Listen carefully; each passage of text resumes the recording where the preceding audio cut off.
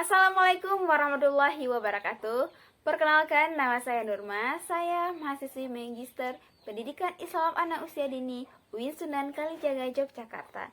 Pada kesempatan ini, saya akan bahas tentang konsep dasar asesmen pembelajaran anak usia dini pada mata kuliah Inovasi Kurikulum dan Asesmen Pembelajaran Anak Usia Dini dengan dosen pengampu Bapak Dr. Sigit Purnama MPD.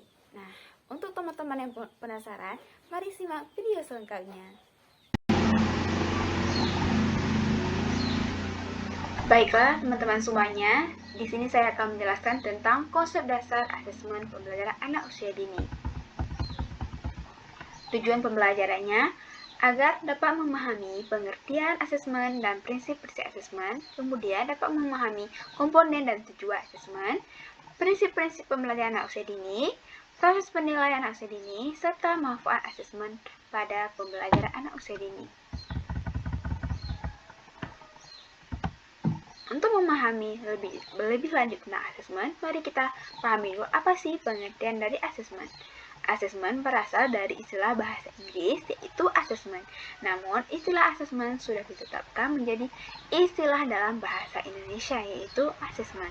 Asesmen sendiri yaitu suatu proses pengamatan, pencatatan, dan pendokumentasian kinerja dan karya anak dan bagaimana ia melakukan sebagai dasar pengambilan keputusan pendidikan anak yang berguna bagi anak.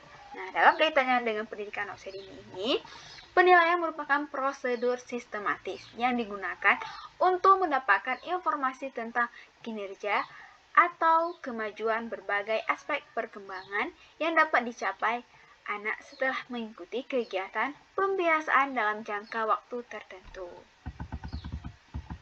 Nah, teman-teman, prinsip-prinsip asesmen ini ada 5. Yang pertama itu holistik, di mana prinsip asesmen ini adalah mencakup keseluruhan semua aspek perkembangan anak.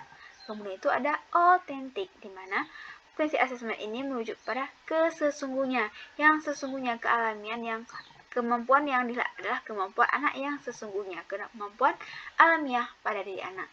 Kemudian itu ada kontinu. Nah, penilaian ini tidak hanya dilakukan sekali, namun ada penilaian harian, mingguan, dan seterusnya. Kemudian itu ada individual. Nah, di mana kelebihan kekurangan anak, kebutuhan anak semua dilihat secara individual. Kemudian itu ada multi-sumber dan multi-kontek, di mana ketika kita menilai, maka tidak hanya satu bidang yang kita lihat, namun kita harus melihat juga dalam konteks seperti dalam kegiatan menggunting, mewarnai pola, dan sebagainya. Selanjutnya itu ada komponen-komponen asesmen. Nah, komponen asesmen ini terdiri dari semua aspek perkembangan anak. Setiap aspek perkembangan anak merupakan komponen dari asesmen yang meliputi perkembangan nilai agama dan moral, perkembangan fisik motorik, baik itu motorik kasar ataupun motorik halus. Yang ketiga itu perkembangan kognitif anak, perkembangan bahasa anak, perkembangan sosial emosional, dan perkembangan seni. Selanjutnya itu ada tujuan asesmen. Tujuan asesmen yang pertama yaitu untuk mengetahui perkembangan maupun hambatan siswa, merancang, merencanakan program pembelajaran, melakukan bimbingan dan penempatan siswa, baik kelompok menjadi bahan pertimbangan guru. Nah, selanjutnya itu sebagai media komunikasi antar guru dengan orang tua. Selanjutnya itu ada untuk memberikan penanganan dan layanan khusus bagi anak yang mengalami hambatan perkembangannya. Namun, secara spesifik, tujuan asesmen perkembangan anak adalah sebagai berikut. Yang pertama itu, memberikan informasi perkembangan spesifik anak, kemudian itu membantu guru dalam menetapkan tujuan dan perancangan program. Yang ketiga, mendapat profil anak.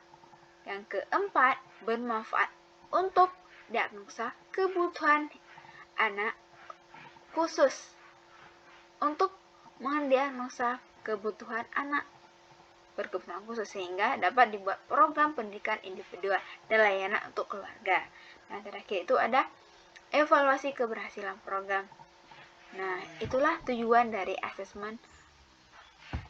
Selanjutnya itu ada prinsip-prinsip pembelajaran anak usia dini. Prinsip pembelajaran anak usia dini itu ada 8. Yang saya bahas ini ada 8. Yang pertama itu ada berpusat pada anak. Nah, Prinsip itu berpusat pada semua aktivitas anak yang dilakukan oleh setiap anak. Yang kedua itu ada berkesinambungan, di mana dilakukan secara terus-menerus. Kemudian itu ada menyeluruh atau keterpaduan. Semua aspek perkembangan anak, baik itu sikap, perilaku, itu semua. Kemudian itu ada objektif atau alamiah. Jadi sesuai dengan kondisi kenyataan. Yang kelima itu mendidik, yaitu membina, memberi dorongan, bukan hanya sekedar berfokus pada hasil, namun juga berperan untuk mendidik. Yang keenam itu konsisten ataupun jujur. Yang ketujuh ada kebermaknaan, tidak hanya sekedar dokumentasi saja, namun ada inti kebermaknaan. Yang kedelapan itu adalah kesesuaian, sesuai dengan apa yang diajarkan, itulah yang diberikan kepada anak. Nah, selanjutnya itu ada proses penilaian anak usia dini. Proses penilaian anak usia dini itu, di sini saya membahas ada 4 proses penilaian pada anak. Yang pertama itu proses penilaian harian di PAUD. Nah, instrumen dan format penilaian harian ini ada dalam RPPH. Antara lain itu dilakukan untuk menjaring data, cerita anekdot, hasil karya anak, guru mengisi hasil pengamatan ketika anak melakukan kegiatan rutin hariannya. Nah, ini sudah dilakukan setiap harinya. Kemudian itu ada penilaian bulanan. Nah, penilaian bulanan ini berisi tentang rekapitulasi data penilaian harian checklist. Jadi, catatan Anda itu hasil karya anak selama 1 bulan, kemudian hasil pengolahan data itu diisikan dalam bentuk format penilaian PAUD. Nah, jadi yang dari harian ini dibawa ke bulanan. Setelah itu penilaian semester PAUD. Penilaian semester ini yang berisi dengan hasil rekapitulasi data dari penilaian bulanan yang dicapai selama 6 bulan. Penilaian semester ini dijadikan dalam bentuk pelaporan perkembangan anak yang disampaikan pada orang tua. Nah, ini diberikan dalam jangka waktu 1 semester sekali. Setelah 6 bulan anak melaksanakan aktivitas di sekolah. Nah, kemudian ini diberikan kepada orang tua anak sebagai hasil yang didapatkan oleh anak selama pembelajaran di PAUD. Kemudian itu ada pelaporan PAUD, di mana laporan semester ini berisi tentang pengolahan data yang mengenai perkembangan anak yang dapat selama 6 bulan atau 1 semester.